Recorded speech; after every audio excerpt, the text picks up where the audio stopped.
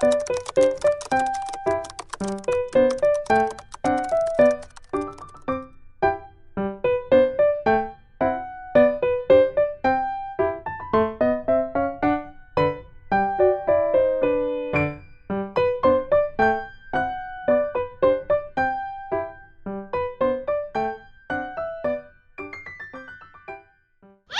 happy Mother's Day mga moms.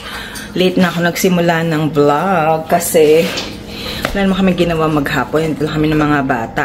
Ayan, order na lang tayo nitong 5 ng Gangnam. Dahil yan naman ang favorite naming orderan madalas. Tapos itong ayan, babaunin na lang nila bukas. Gusto kumain ito eh. Magpapahinga kami sa labas. Kanina hindi ko siya nilabas. Medyo mausok-usok pa. Ngayon medyo nag-clear na yung sky. Kita nyo. Yan. Clear na yung sky. Kasi kahapon, sobrang usok talaga. Pagkatapos ng aurora nung gabi ng May 10 hanggang May 11.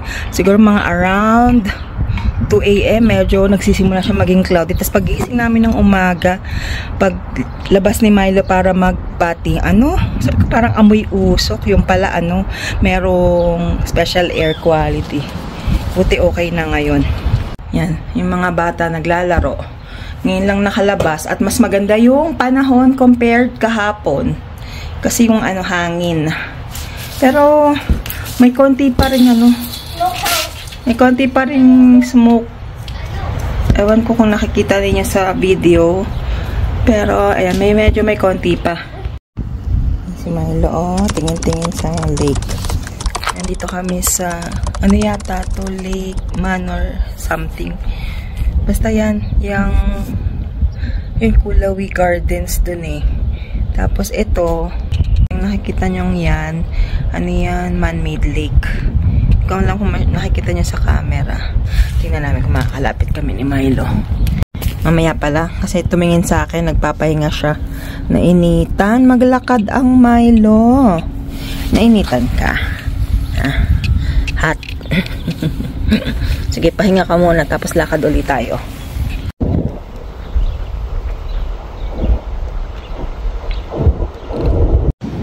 Pagod yarn. O nainitan ka? Initan ka. Naglakad kami ni Milo habang inaantay yung mga bagets na naglalaro na naman sila kasi nga maganda yung panahon. Pagkaganto naman kasing hindi masyadong mainit, hindi masyadong malamig. Talaga yung mga yan, after school gusto nila maglalaro sila. Minsan 1 hour, 1.5 hours nasa labas sila. Hinahayaan ko na lang, mas gusto ko na lang ganyan kaysa yung naglalaro ng computer. Although hindi naman sila pwede mag-computer pagka school days, pero yun nga, imbes na manonood ng TV or anything, di ba? Kasi nakakulong lagi sa bahay, dun sila sa park, naglalaro bago kami umuwi. Ready ka na, Milo? Ready na to. Kami sa damuhan maglalakad para hindi mainitan yung po niya. Ay na, ang ganda may paprivacy na mga punong ganyan. Ayan, hindi pala no boating, no pets, no swimming, hindi pala pwede. Kita niyo yung mga bahay.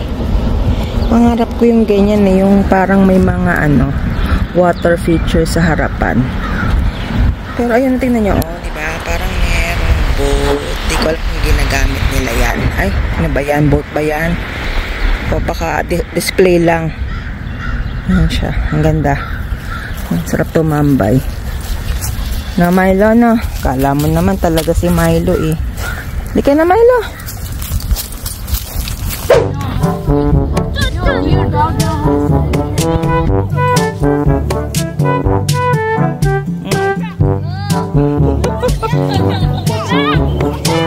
Milo? No?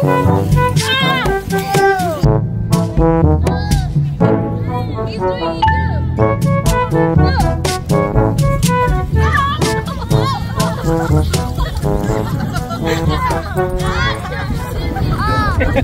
Good morning. Ayan.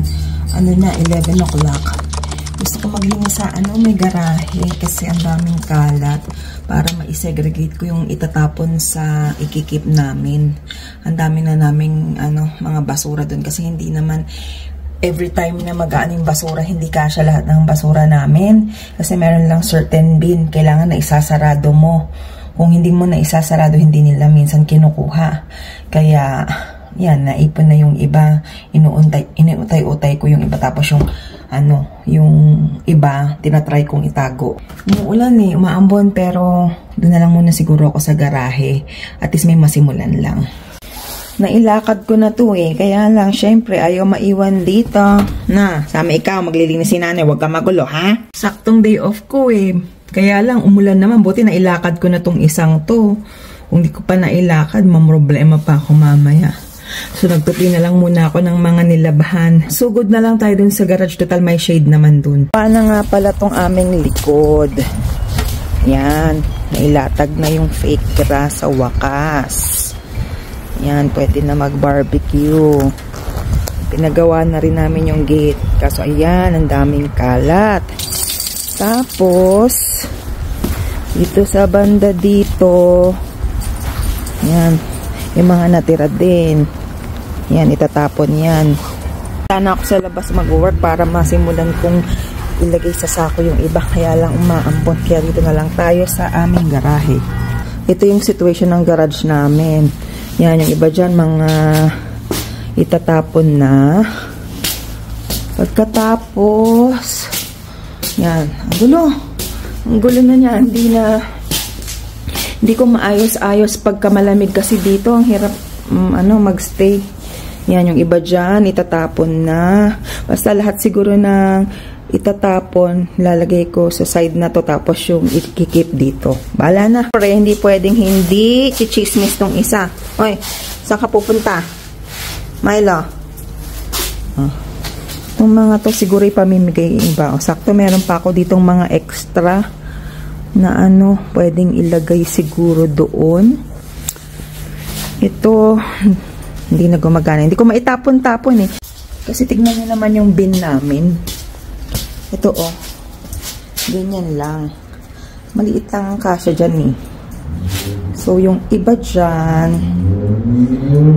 ay, hindi ko alam kung saan ako magsisimula sa totoo lang. Rin. Yung kung saan-saan pumupunta yung utak mo dahil gusto mo lang ma-get rid yung mga dapat mong i-get rid, ganyan. Pag ang dami mo kasi nakikitang kalat, parang ang gulo-gulo ng utak mo. Anyway, itry nating simulan. At least may masimulan kaysa sa wala.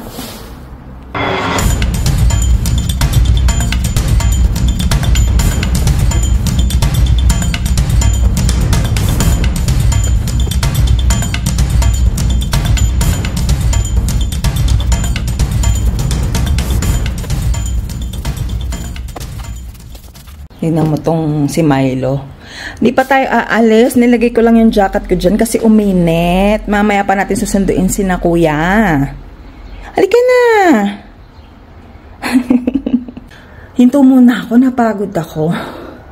Marami pa akong ililigpit sa kabila. Pero at least we're making progress. Yan pa rin kasi pinagtabi-tabi ko na yung mga itatapon.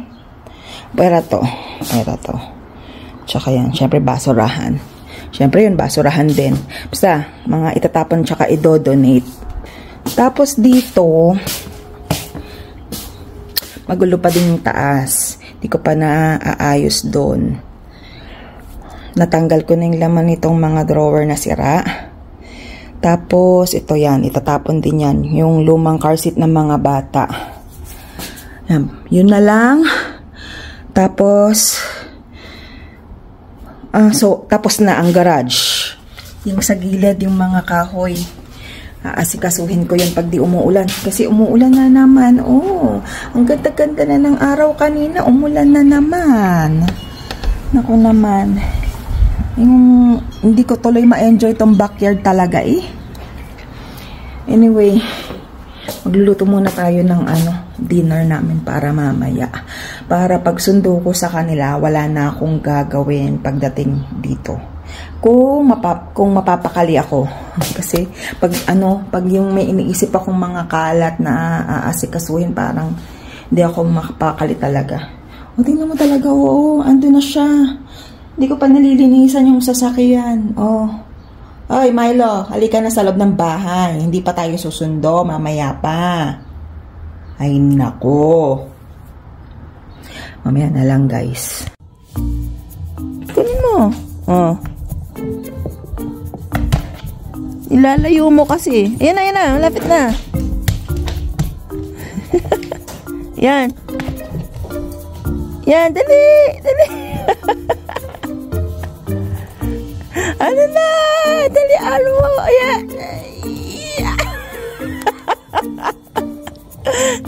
Go get it.